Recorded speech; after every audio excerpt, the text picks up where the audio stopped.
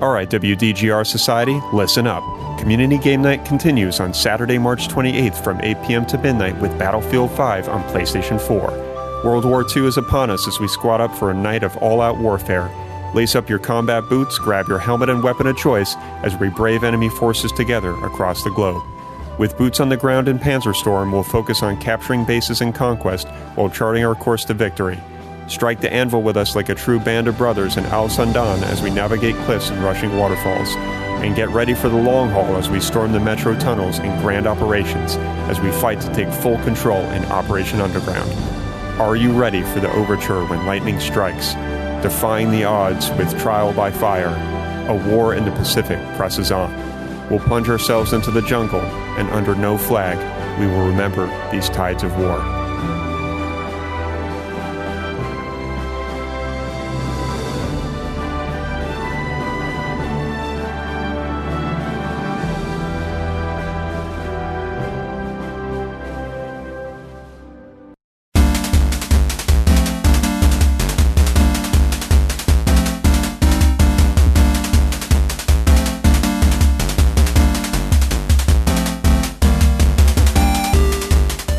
Welcome to Will and Drew's Gaming Retrospective. You're listening to episode 69 for the week of March 22nd, 2020. I'm your host, Drew, and I'm joined by, hey, Will, what's up, man? Fellow child Will. Fellow child. Yeah, we're children. I'm sorry, folks. I wasn't going to make that childish joke until I started reading this, and I'm like, I thought of it when I was making the episode title on GarageBand. I was typing an episode, and then I was like, what episode is this? And I saw 69, and I was like, inside, I was just like, like, I can't help it. You know, man, we're going to be like 85 years old, and that number's going to come up, and we're going to snicker. Yeah, it's ingrained in us. How you doing, man? You know, I'm surviving. I think everybody is, right? I mean, what a strange time we're living in right now. Yeah, this is really fucking bizarre, you know? How do you deal with what we're going through as, you know, as humankind? You know, if anybody is listening to this years from now, hopefully we're still around.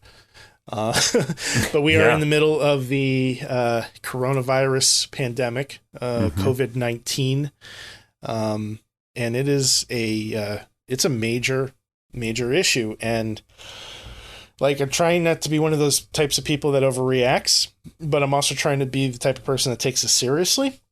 And it is a very fine balance. And you know, I hope we all look back on this, you know, in 6 months, and we realize that, you know, as humans, we all did a good job of managing this. But, you know, look at how fast this thing spreads, and, you know, how easily it infects other people, especially those that are already ill. It is a scary time. Yeah, I think you said it best, man. I mean, it's such a fine line between being really responsible and trying not to get too excited about it and too stressed. I think that we need to take it seriously, but we also need to stay calm. And that's where that fine line comes in, because people have a hard time balancing a lot of things, respectfully so.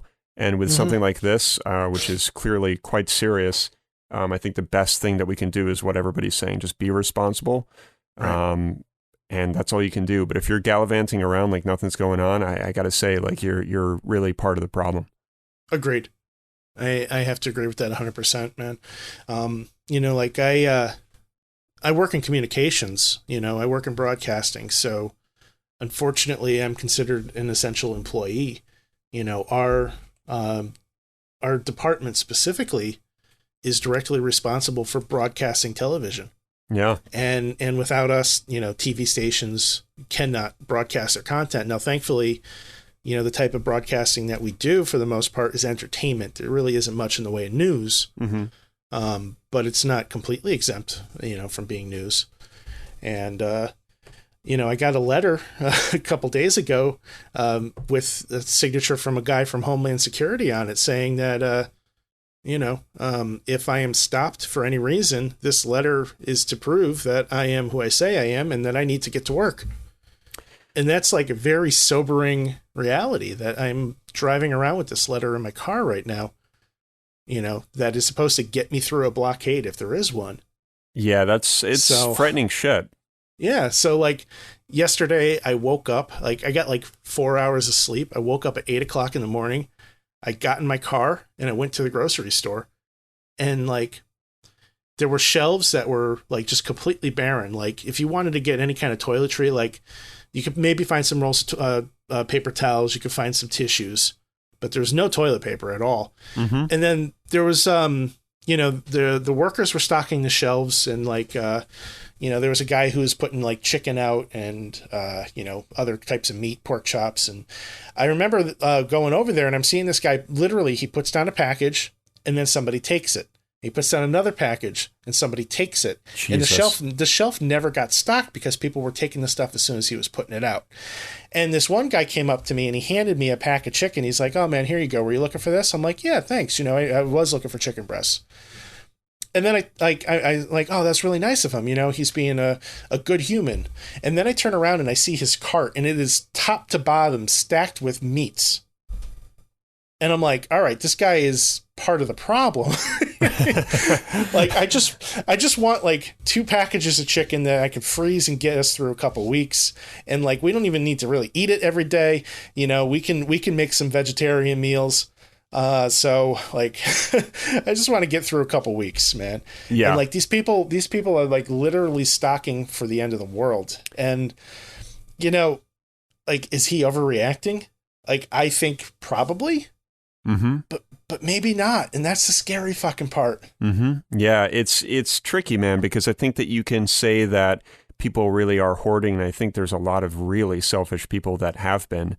It's pretty gross behavior when you see like those images or videos of people with just 2-3 carts worth of toilet paper. Like what are you doing? First of all, like if you're that unprepared, then get better prepared throughout the year. Period.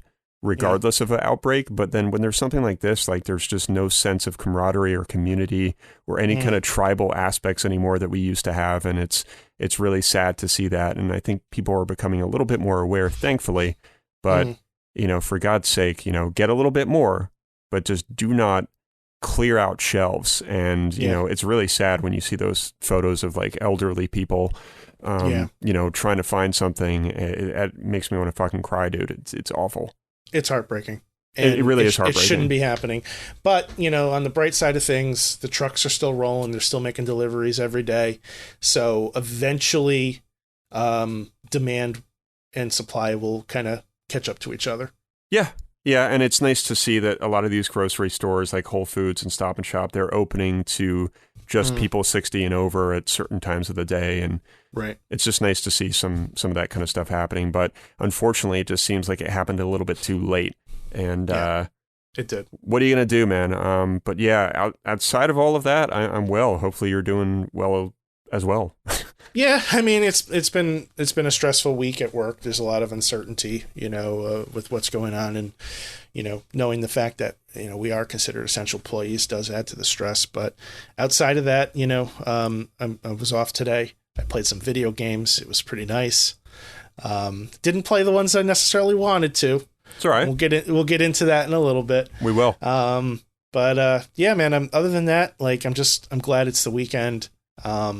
And I'm looking forward to. I'm fortunate because I do have this week off from work. I had scheduled this way in advance, back in January before this COVID thing was even a thing. Mm-hmm. So I'm off from work until next Sunday. I'm really happy about that because now I can self-isolate. I don't have to like come up with excuses. Yeah, in a lot of ways, dude, this really happened at the perfect time.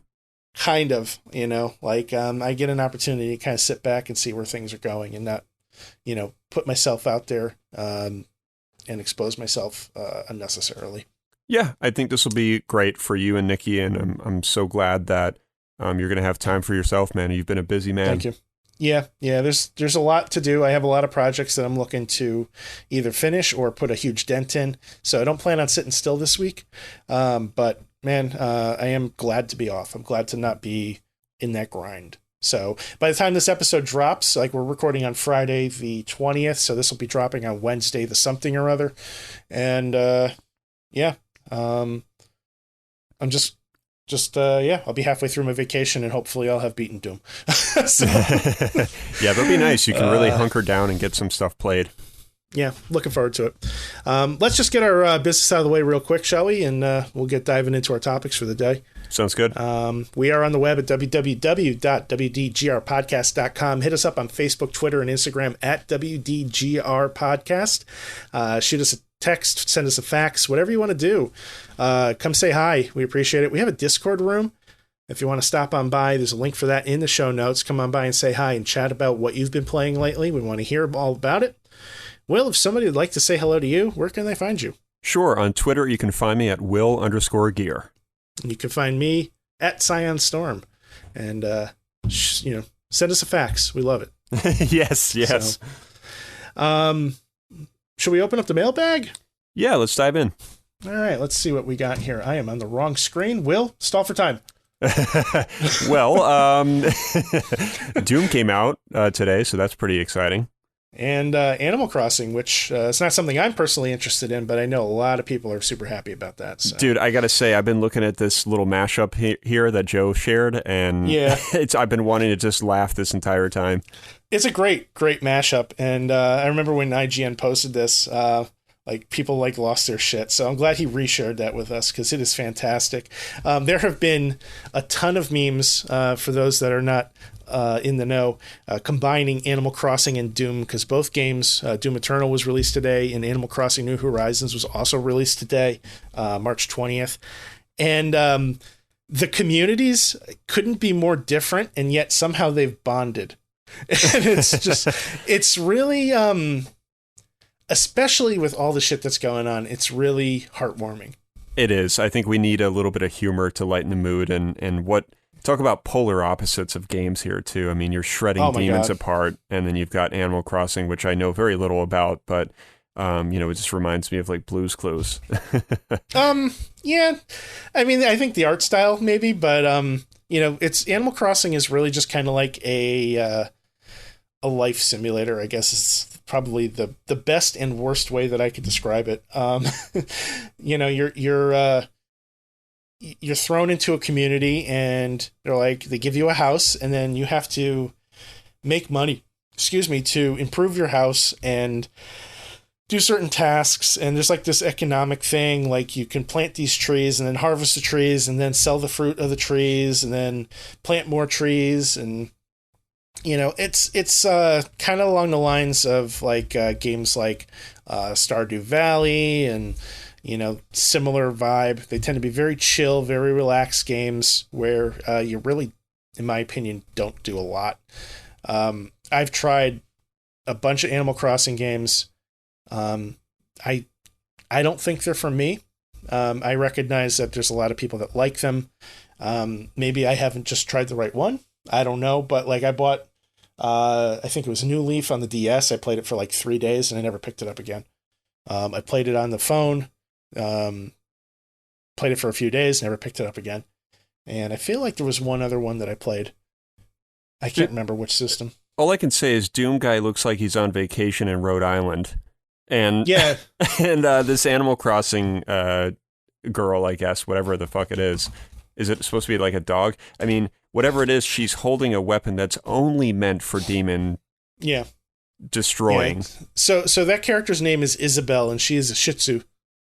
Okay, so I was somewhat right, but there's no mistaking that weapon is for ripping a demon apart. Oh yeah, no, that's an actual weapon you get in Doom Eternal at some point. Yes, yes, and she looks so happy. Yeah, oh my god, look how sharp this is. Is that serrated?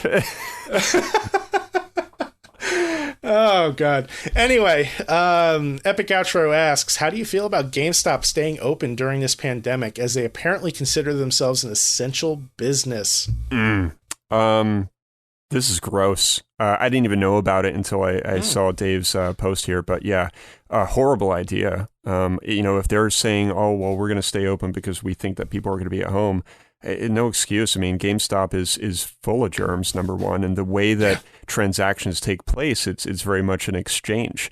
So I think that's horrible. I think they need to close down immediately. That's all I'm going to say about that one. Yeah, I mean, like, what do they sell that's essential? Nothing. Right. I mean, that's the thing. And like, I understand that they're on the verge of bankruptcy and they're struggling to make money. And they're probably thinking to themselves, oh boy, gamers are really going to enjoy us being open, because when they're quarantined and they beat their 15 games that they already have, they can, go out and buy another one. But the reality is like, nobody goes to GameStop now as it is. I know. They're not going to suddenly become the happening spot in the middle of a pandemic. Like, this is just fucking ridiculous, man. And they're treating their employees like shit on top of it all. Like, it's just embarrassing. It's not a good look for the company. They need to change the culture in a big way.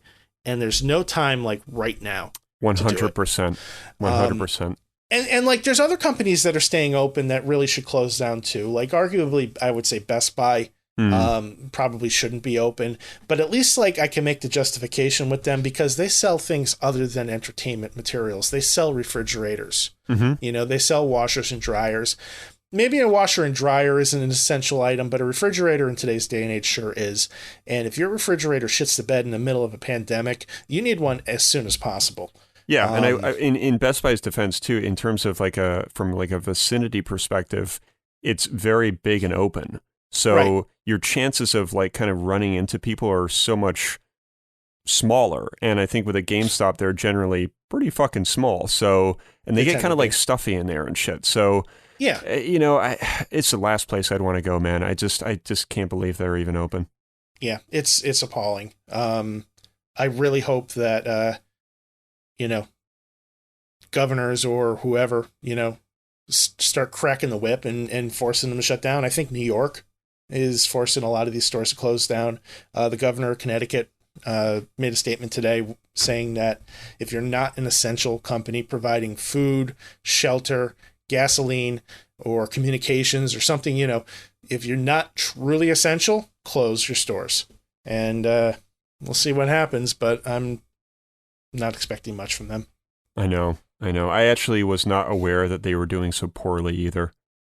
Oh yeah, they're on the verge of bankruptcy.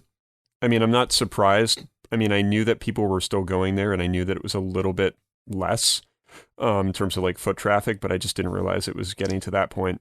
They're a predatory business. They are. They really have changed, man. I hate to be the Scrooge here, but we are older. We're definitely in our mid to late 30s now, and when GameStop was around, when it was formerly EB Games and all of those days of Electronics Boutique and Babbage's, you know as well as I do that the camaraderie and the sense of community and the customers and the business practices were all so different. And what we have seen over the past few years has just been, again, kind of gross. I mean, I agree with that 100%. But like, even thinking back to, EB days, when they were around, or Babbage's, those stores always priced their games on the expensive side. Mm-hmm. There was very rarely a moment where you could find a game for less than, $50 or $60. So I don't know. I feel like it's a combination of things,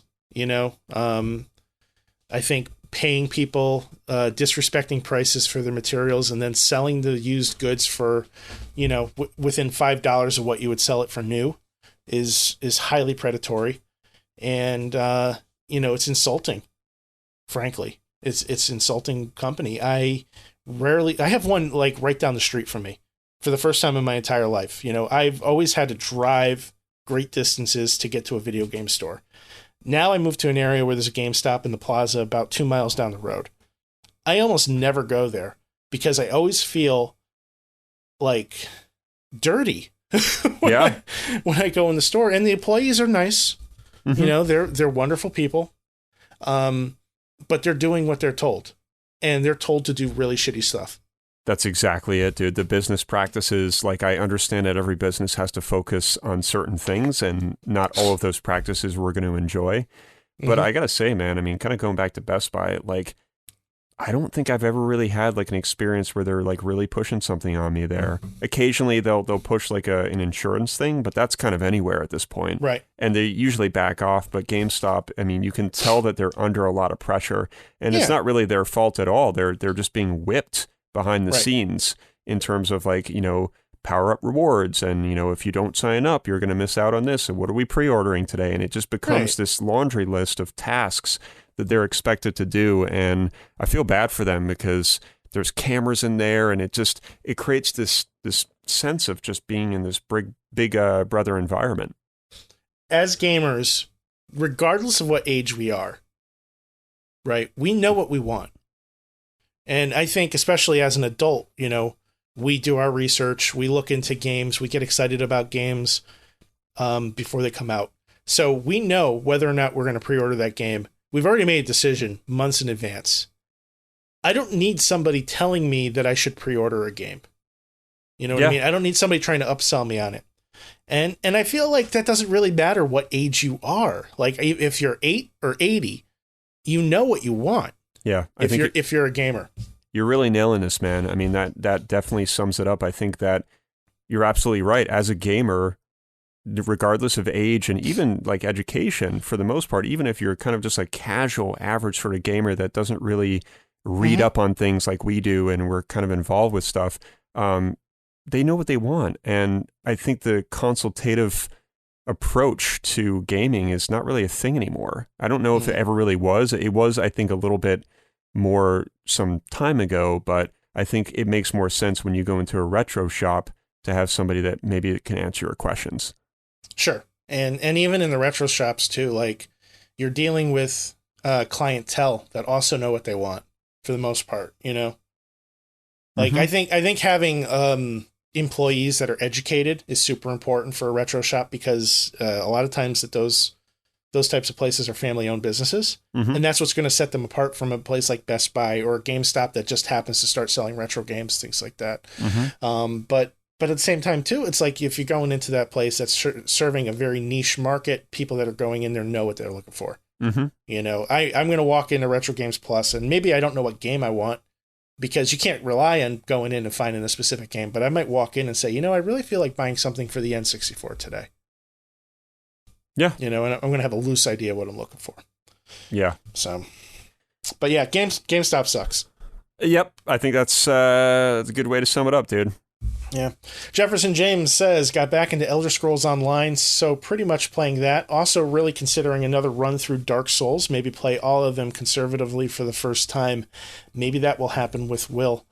Question time: with all of New York on lockdown and many people working from home, have either of you been taking advantage and getting more game time in? I have been playing a bit in the morning now that my commute is 30 seconds and again on lunch. So much jealousy. Yeah. Well, all I could say is I hope you become remote as soon as possible. And second, I really hope this happens with Tom and I. We talked about this privately through text recently, and in terms of like doing a Dark Souls run, and it's really just because I miss gaming with him, because most of our gaming took place in the world of Dark Souls. So it's going to be tough, because I'm pretty sure he only has 2 on PS4 and everything else is on Xbox, which I don't have. So not sure how that's going to play out, but I'm going to be kind of in talks with him surrounding that. Yeah, I mean, I feel like you could probably get those games on the cheap if you had to. So, maybe kind of strong arm him into buying it on the PlayStation as well. I'd have to. And then second part of the question, it's too early for me to answer that one, because since I've only been remote since Tuesday and I know it is Friday, I have been pretty busy with work. And then when I'm not at work, it's been kind of difficult this week, just watching movies with Lauren and just spending time with her. So this weekend is going to kick off, and then hopefully I can create a little bit more structure next week. Yeah, I mean, for me, unfortunately, working remotely is not an option. So, I will be going to work as long as I'm able to, and as long as I'm asked to. The moment they say, hey, you don't have to come in, I will definitely take advantage of that. There's just, I don't know of any possible way to make what we do possible from home. It just doesn't seem likely. So all that being said, we're kind of short-staffed already as it is, just from, natural turnover of the department. Mm-hmm. And, so a lot of us are doing a lot of overtime, myself included. I did a 12-hour day on Wednesday, or Tuesday rather, excuse me. And when you factor in an hour drive there and an hour drive back, that's 14 hours I'm out of the house. So if I get a solid 8 in there, a solid 8 of sleep, I should say. It doesn't leave a lot of time for gaming, unfortunately. Time fucking flies, dude, at night. It really does. And I don't know, I've kind of talked about it before, but it's really difficult for me to kind of settle into a game before I go to work. And it is difficult for me to unwind with a game after I get home from work, because I tend to go to bed fairly quick once I get home. Mm-hmm. But I've been trying to kind of get myself into a groove now that my schedule is not as fluid. About 2 weeks ago, there were some days I went in at one time. There was some days I went in later. Now I go in pretty much the same time every day, unless I'm doing overtime. And so it's a little bit more forgiving. Like my sleep isn't going to get fucked up as much. Sure. So I'm kind of looking forward to kind of finding my groove with that. And I think, I'm going to make more of an effort to play for maybe an hour when I get home from work, every day. Just do a little bit. And I spent some time with Ori and the Blind Forest this week, a little bit more. I didn't put a ton of time into it, but that was a lot of fun. I am enjoying that game. I know Ori and the Will of the Wisps is out. I'd like to play that sometime this year, but I'm just kind of taking it a little bit of time, and I'm enjoying my Xbox right now. Yeah, well, what's really cool about this vacation, and again, I'm so excited for you, because this will also enable you to get into that groove so much more easily. And I think once you're in it, it's going to help jumpstart, that groove into the following weeks. Hopefully, that will be the case. But I think it's my low-key goal is to play a video game for an hour every day. Yeah, I think that's great. It's very realistic too. Very realistic. Yeah, I think on this schedule right now, I think it is. Now, once I, am back to work, we'll kind of have to wait and see how that all plays out. But, hopefully it'll go smoothly. Yeah, I'm sure it will. So, thanks everybody who sent in stuff for the mailbag this week. If you'd like to send in your own questions, you can shoot us an email at wdgrpodcast@gmail.com, or swing on by our Discord room. The link for that is in the show notes. And stop on by, drop a question in the mailbag, and say hi to everybody else in the room as well. Yeah, please do. So yeah, man. What have you been playing? God of War. I think I mentioned on the last episode that I did purchase it, but I don't know if I talked about playing it at all. No, I don't think at that point you had really done much with it. I don't think I did. So I did play a little portion of that. Actually, a good portion. I want to say I played for at least an hour or so. And I got quite a bit done. I got enough done to give it like a first impressions review. Obviously not a comprehensive review or a WCG or anything like that. But I will say that I'm very impressed. And I'm glad I am, because I get so nervous about games that I wasn't pursuing personally, or like actively pursuing. When it's a suggestion from somebody else, I usually take it with a grain of salt, and I'm very hesitant because of the backlog and because of the fact that I'm just very picky about games. And since I buy all of my games in a digital format now, I get even more nervous. Right. Because if I don't like it, then, I'm stuck with it. But you're stuck with it. You can always go to that GameStop, though. Oh, yeah. I always go to that GameStop. But it looks amazing. Graphically, it's stunning. Santa Monica Studios has always done a great job with the previous games. Even God of War 3 to this day on the PS3 looks phenomenal, in my opinion. So much so that I actually made an old YouTube video just screenshotting basically how good that game looked, because I had no recording software at the time, so I was just recording off screen. But yeah, I'm really impressed, man. There's a good story to be told. You can certainly tell very early on. It's very much a father and son companionship or relationship that's kind of happening. The gameplay so far is really solid. It's very fluid. It feels good. It's aggressive. Mhm. There's a couple move sets that are Doom-like in some ways, which I guess I could probably reveal. And the world is very nice to look at as well. Yeah. I fought a boss, actually. It was like a mini boss of some big troll. And it was pretty fucking tough, dude. I was, I got thrown, I didn't get many bones thrown my way. Let's just say that much. I went in kind of hardcore because I have a sort of Dark Souls attitude with bosses. Got my ass handed to me. Yeah. And I had to fight him at least, I think it was at least like 2 or 3 times, Okay. maybe 4, because I still just wasn't taking the time to be patient with his moveset. So I kept kind of Okay. rushing in and I was trying to figure out how to sprint and shit. But once I kind of figured out a little bit more of his moveset, started studying that and using Atreus, who's your son, to help out, took him down. And it felt really good to have a good challenge there. And there was kind of a finishing move that you can execute. So it's quite common in a lot of games now where you hit one more button to kind of do the final blow. And it was a nice animation of him like grabbing the troll's head and like wrangling him around and slamming him to the ground. So Yeah. it's a pretty barbaric game, which is not really my tune. But I'm enjoying it and I'm excited to play more of it, genuinely excited to play more because I do want to understand the hype once and for all. And I think this is a game that I can hopefully stay on the path with.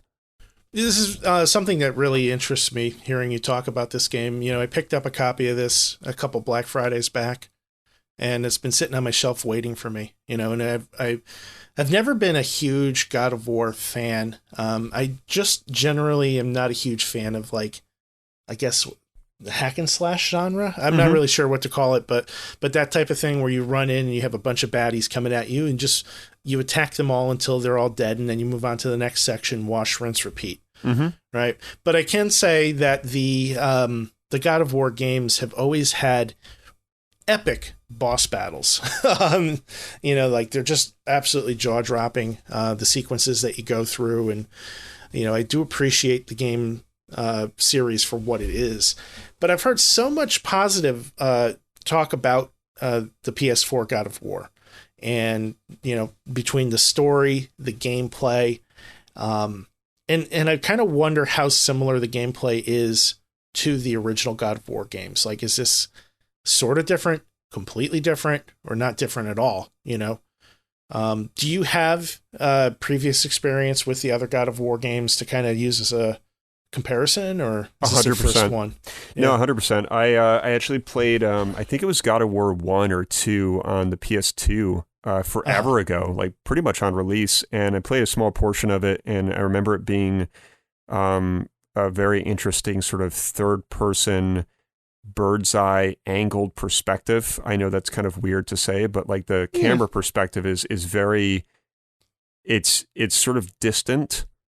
Okay. Or there's some distance between, you know, the camera and Kratos, and it's sort of angled, so you can kind of, I don't know, it's very hard to explain it. I think the term you're looking for is 3D isometric. I guess so. It's a common viewpoint in gaming. So yeah. So I can't go off of that particular game so much, but I can absolutely relate to 3, which I played a large portion of. I never beat it, but I understand it's a pretty short game, which is even more abysmal. But besides that, it feels very different. God of War 3 goes off of that same format, same camera perspective, and the gameplay is what seems to be, or from what I can remember, a lot faster and a little bit more hack and slashy for sure. Like you have like your staple, like I don't even remember what they're called. It's like a sort of like axes, very unique axes that you hold in each hand. I'm pretty sure they're chained together, so you can kind of whip them around and create some pretty flashy moves. And the controls are kind of weird too. I'm pretty sure the default controls had you rolling with like one of the trigger buttons, which was really bizarre. And I can't remember if I had changed that to something a little bit more accustomed to what feels a little bit more normal for a roll. But overall, the fluidity of God of War PS4 versus God of War 3 feels very different. And that was another reason why I wasn't inclined to to buy the one on PS4 because the camera perspective is truly third person directly behind Kratos.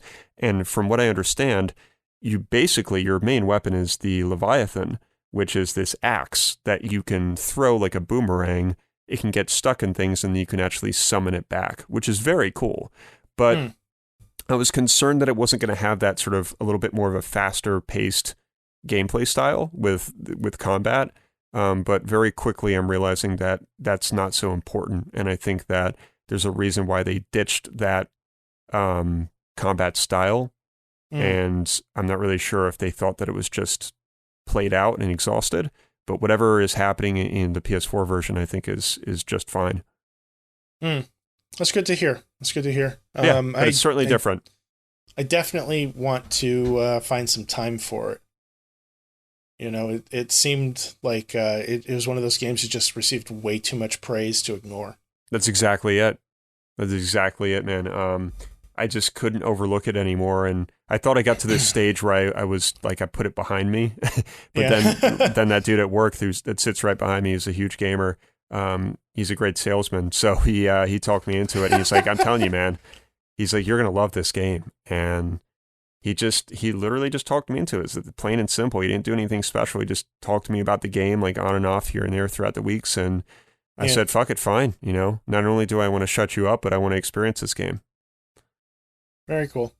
Well, yeah. I'm excited for you. I'm happy that you're starting this new game, and I'm looking forward to hearing you talk about it in the coming weeks. I'm excited too, man, and he's keeping the pressure on me too. I get a lot of daily check-ins, like, "Hey, you still playing?" And I'm like, "Shit."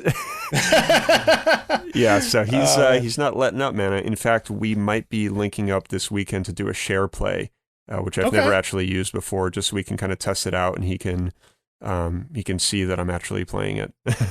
So is that like a like he can like co-op with you, or what is that? Yeah, so I forgot for a second that you may not know, and I don't even really know that much about SharePlay, but from what I understand, SharePlay is a way for you to share your gameplay with another gamer. You just both have to be on the PS4 at the same time, and it's basically like sharing your screen.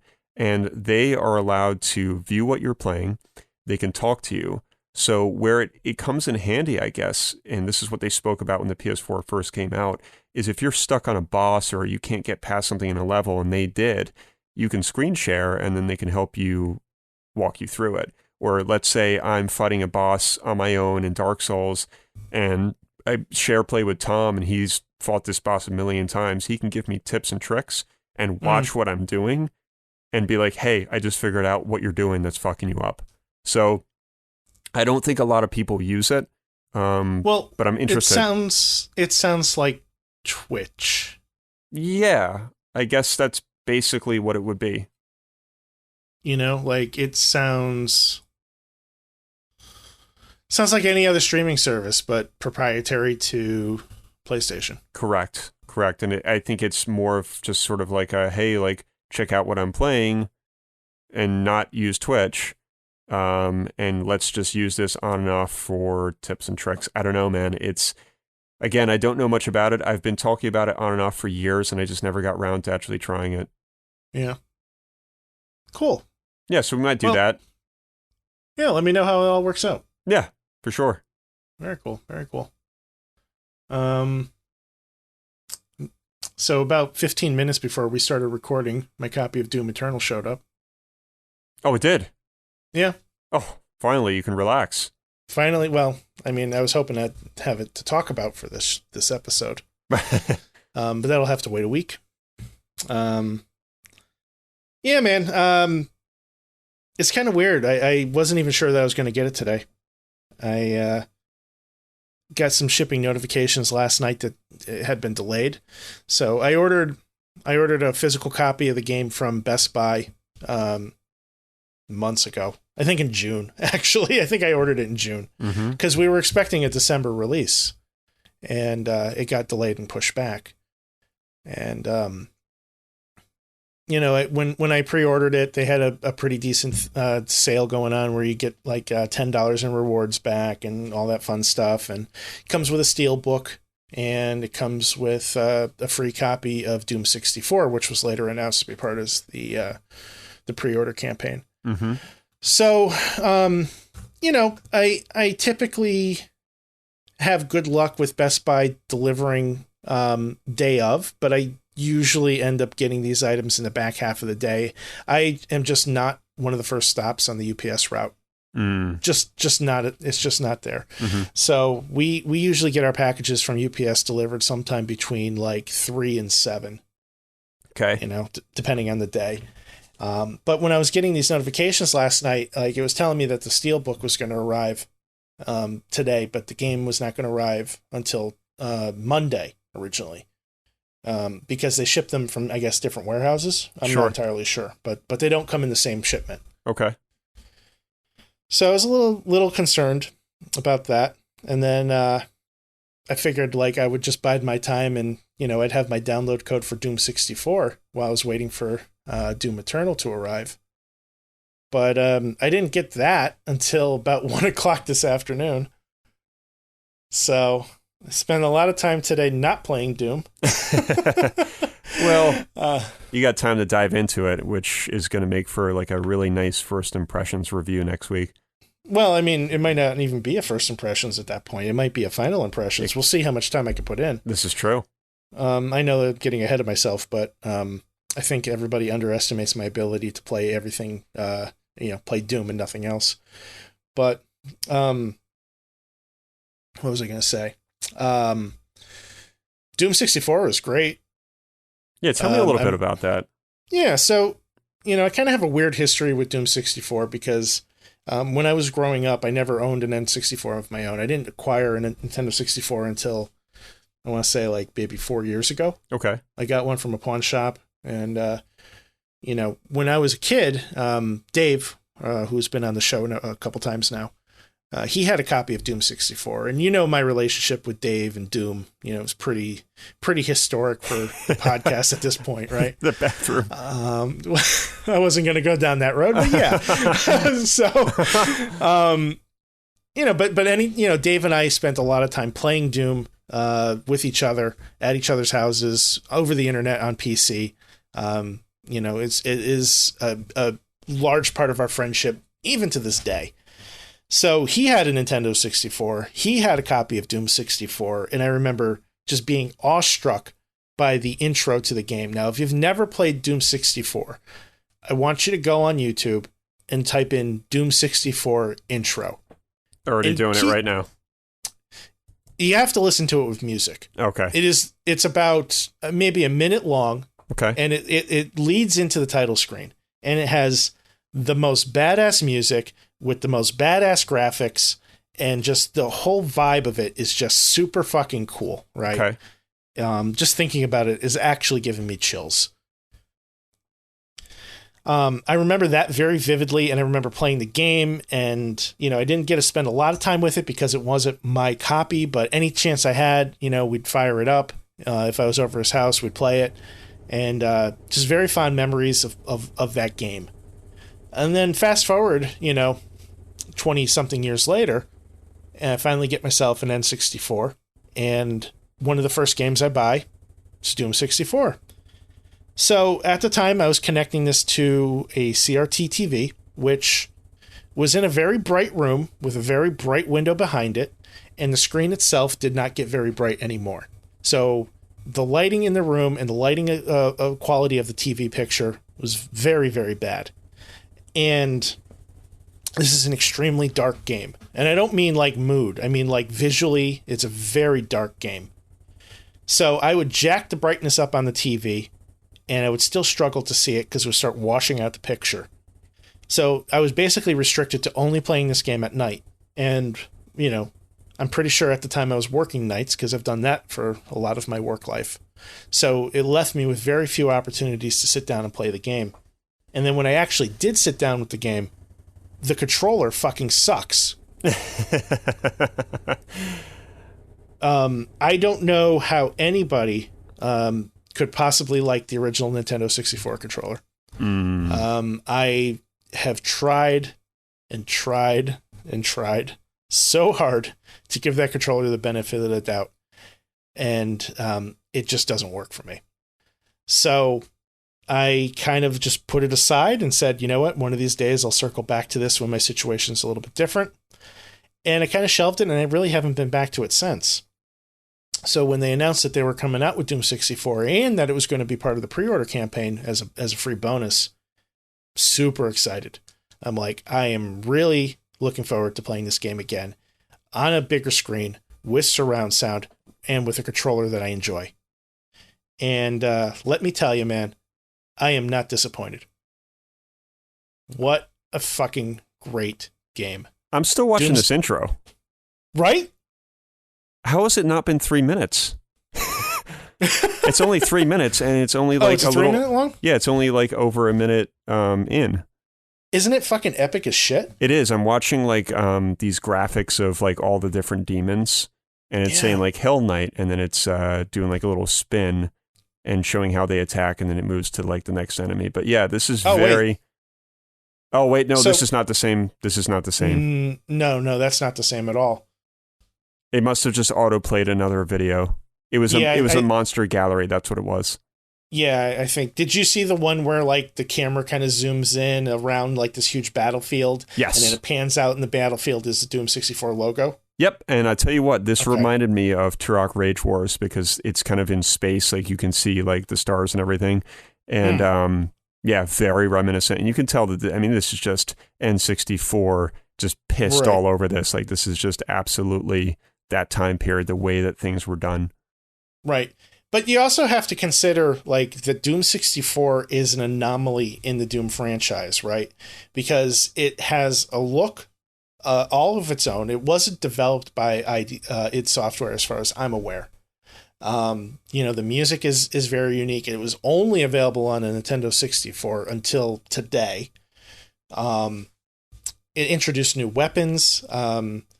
It had just like this feel for it. Everything about this game is very unique.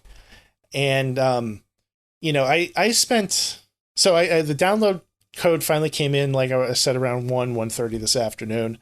And I turned it on, and I basically didn't stop playing it until, I want to say, about 5.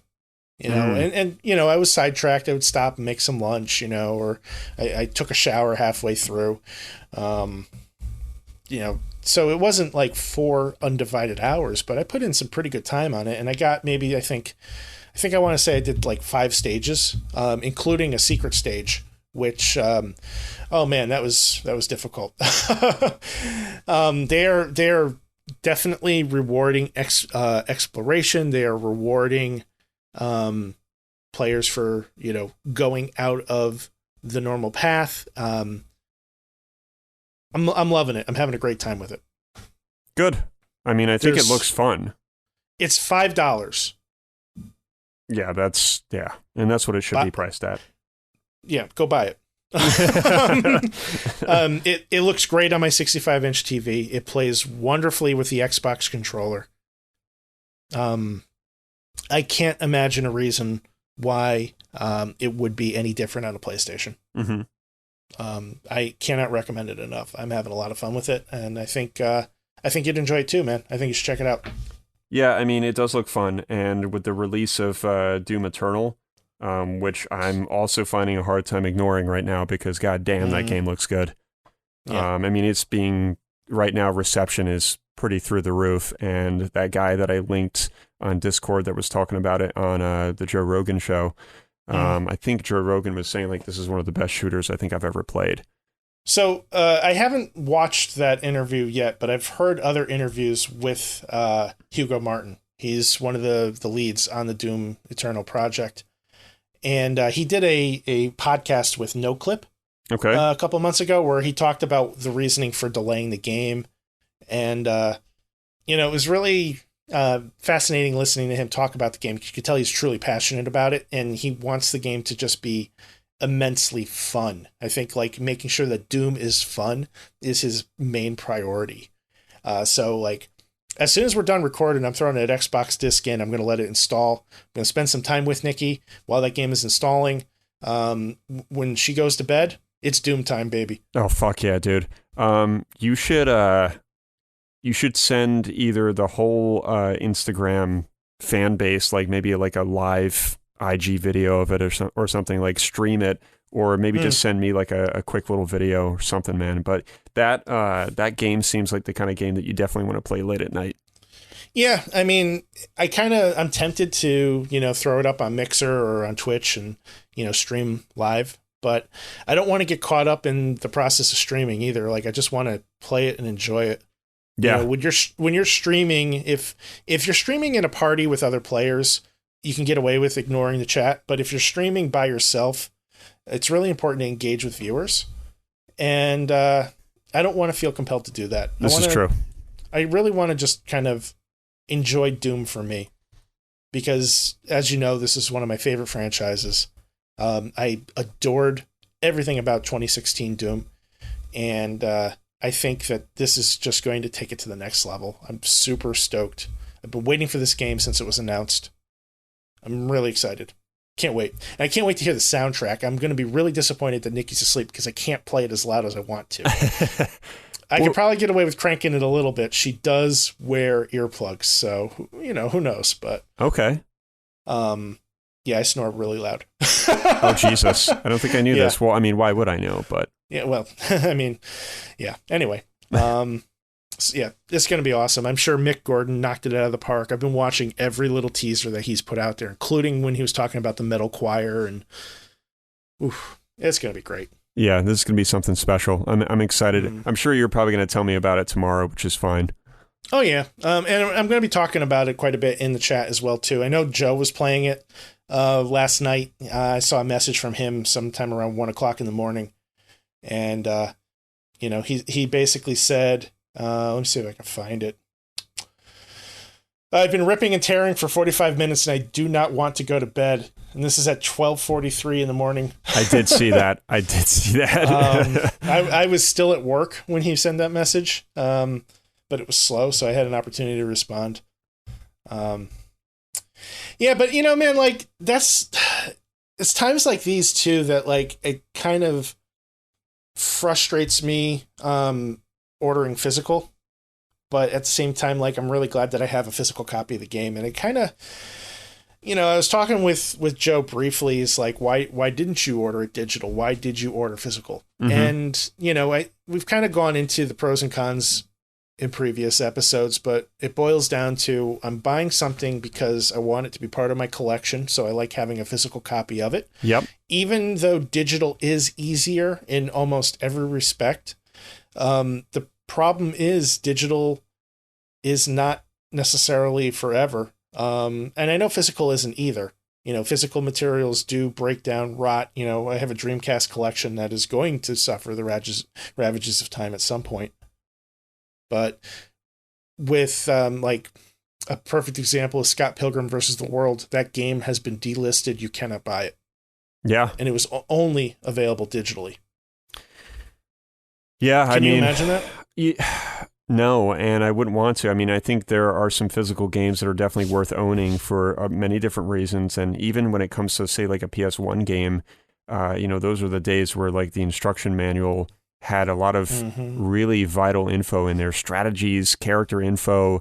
They were amazing, actually, most of the time. And yeah, sure, you buy a game now physical, and Joe raises some really good points. Like a lot of those games, most of the game apparently isn't even on the disc.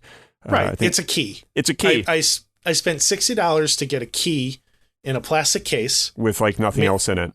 With nothing else in it. And, I think the argument can be made, and I would agree with it, that, that by producing that plastic case with a plastic disc, it's bad for the environment. I agree. You're 100% right. Mm-hmm. And I consider myself to be a fairly environmentally conscious person. Mm-hmm. But if I'm going to spend $60 on something or more, I want something that I can hold in my hand. I want something tangible. I want something that I can, even if it's just opening and closing a case that makes a clicky sound, I want that. I don't want something that is, that I could possibly lose because it's not playable on a console without an internet connection that shut down its internet services. Or, like you said before, not that I trade in my games, but, if you buy a game digitally, you're stuck with it. You are. You absolutely are. You better know what you're doing. Right.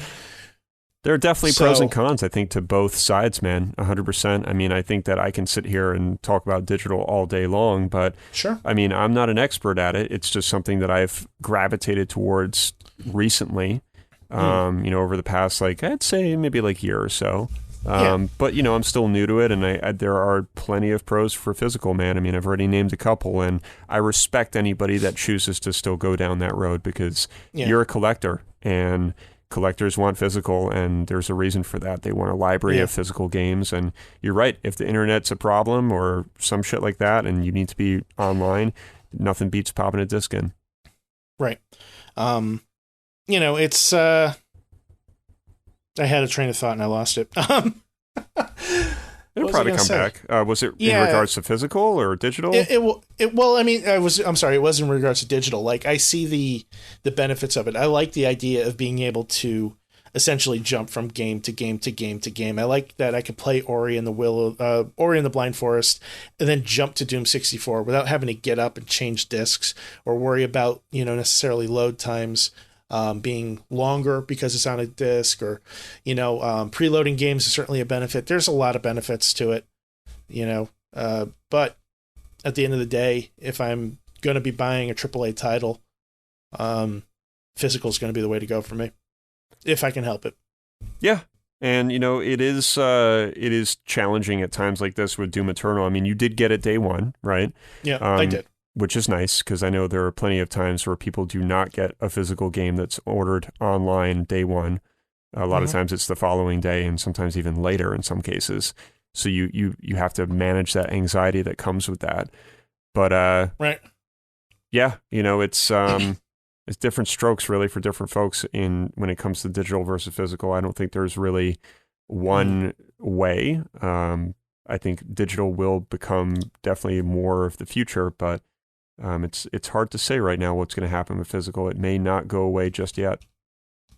Agreed.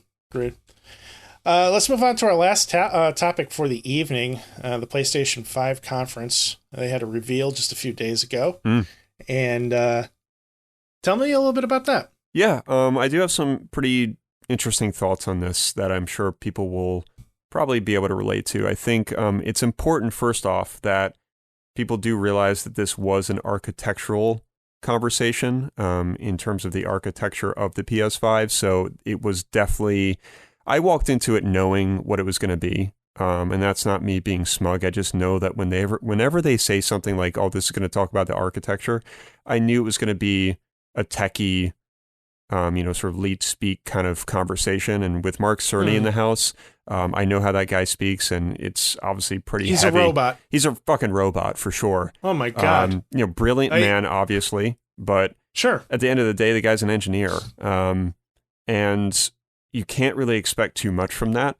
Now, the other side of the coin is, yes, was it a little disappointing? Sure, because even though I knew what it was going to be, we didn't really get a whole lot to walk away from. I mean, if you want to say, did we learn a lot about the specs and what the power of the system? Sure. But I think at the end of the day, your average gamer does want to see a little bit more and have some material that's a little bit more digestible. And it certainly was not. You were live tweeting. I was watching at the same time. I stopped. And it was pretty dry, man. I was sitting there with Lauren. I was eating lunch in the kitchen at her little table. And I was trying to be really invested, and it was tough. I was just trying to pick up little tidbits here and there. And I think what people wanted to see was the console. They wanted to hear a little bit more about games and how they're going to run a little bit more specifically, and not so much about a solid state drive and how that's the biggest thing here, and speeds and PS4 backwards compatibility is great. And it sounds like most of the PS4 games will be compatible, which is great news. Yeah, well, so I threw in a couple links last moment before we started recording. And, I guess Sony is saying that the overwhelming majority of PS4 games will work on the PS5. So Microsoft responded and said all Xbox One games no ifs, ands, or buts are backwards compatible on the Series X. Yeah. So I find that interesting. But Xbox is way more concerned with backwards compatibility overall anyway. Yes. Yeah. Sony has definitely had some issues in the past in some ways. I guess you could say they're issues. Like I know if we go back to the George Foreman PS3, I know there was only a certain launch console that played PS2, PS3, and PS1 games. And that, according to Maximilian Dude, which I'm going to speak on in just a second, he thinks that's one of the greatest consoles of all time because of that actual reason that you could play 3 different games or 3 different game consoles essentially on one console. So he has a good point, but there were issues with that system, and then they got rid of it. And what they're saying with the PS5 is, from what I gathered, it may be challenging with certain games in terms of compatibility issues and just kind of, what's the right word I'm looking for here? Basically, quite literally, in terms of PS4 games being flawlessly compatible is something they seem to be slightly concerned about. And I think they're working on it. I'm not entirely sure. Okay. So there's that. And then Maximilian Dude, which I said I was going to circle back to, he had one of the best reaction videos on YouTube. And he had some really funny things to say. He's like, all right, so Dana Carvey's telling us about the PS5. Cool. It's just, and as soon as I heard that, I just started laughing. My God. And it was so accurate, too. And he it was really like... is. Oh, my God. I didn't even see it until just now. Yeah. And he just had a very raw, honest approach. And Maximilian Dude is certainly like he's a bright dude. And like, he's not just a troll. And even though he was trolling the video a little bit, he had some really good points, and he made some jokes in the beginning, but towards the end of the video, and I'll post this in here, he really did do like a more of a serious approach to what the little conference was and his thoughts and what went wrong, and I just thought that it really summed up my feelings towards the talk very well, right. and most people's I think is too. There was a lot of people that were in the chat live that were just being really obnoxious. They were saying things like, no one cares, let's just see it. Like that crowd was certainly there, which is expected. And I turned that off very promptly. So people just need to realize that as frustrating as it is that we don't know what this thing looks like and we don't really know how the controller is going to really pan out. They're kind of just hinting around things here and there, and clearly they're just not ready to debut this thing, which is fine. But I can see a little bit of the frustration in fans because they want to see it, they want to know more, and they want it to be digestible. Yeah, I think they're kind of getting down to the wire. I mean, yes, it's only March, but they're planning on releasing this thing for the holidays this year. Right? People want to know what they're getting into. They want to start planning. They want to see what it looks like, what the games are going to look like, what the interface is going to look like. Because Microsoft's bringing it this year. They are. And that breakdown video that you guys shared from Digital Foundry was great. Like showing them take it apart, put it back together. Yeah. It was really bold, a very bold move of Xbox to be like, here you go. Go ahead, take it apart. We don't care. They seem incredibly confident. Very. And that video was like putting like balls on the table kind of confident. Yeah. Like here's my balls, here's my dick. Yep, yeah, literally. Like here we go. Go ahead and look at it. You know it looks good. Yeah. Go ahead. Play around with it. Yeah. We don't care. The only thing that concerns me with the Series X is that proprietary memory card. Yes. That they're introducing. Yes. But when they started breaking it down and offering an explanation why they're doing it, I kind of understand. And it sounds like it's not necessary. It's just an expansion. Like if you want to expand your space available to you, this is what you need to use, and here's why. I think if you're using like a regular Xbox One game or a 360 game or an original Xbox game, I think it'll still be fine over regular USB from what I've read. But any of the Series X games do require, if they're not going to be on the main hard drive, they do require usage of that proprietary external. So that's not necessarily great. I'm sure that's not going to be cheap. We're probably looking at, $100 to $200, just ballpark for something like that. Mm-hmm.